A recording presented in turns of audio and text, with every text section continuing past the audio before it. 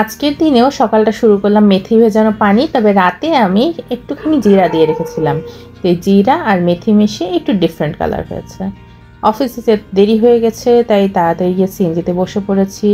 আর আমাকে সিএনজি নিয়ে যাবে দুর্গাপুর পর্যন্ত। একটু হাঁটা লাগে পথটা, তবে পরিবেশটা খুব সুন্দর, গ্লুমি, ভালো লাগছে।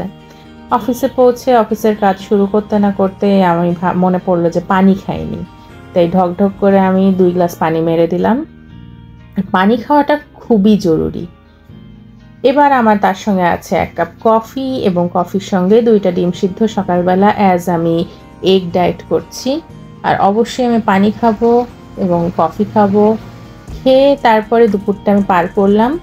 দুপুরবেলা আমি আম খেয়েছি, কিন্তু সেটা আমি অ্যাড করতে ভুলে গেছি।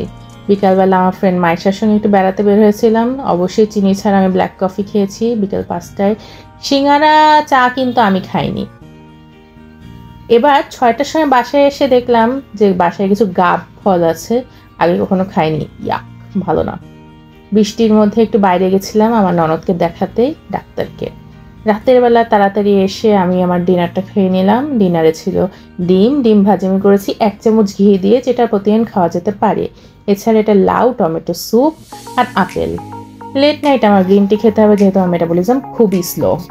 প্লিজ আমাকে সাবস্ক্রাইব করে আমার পাশে থাকবেন। আর এভাবে আমার ডায়েট প্ল্যান আমি আপনাদের সঙ্গে প্রতিদিন শেয়ার করব। Thank you.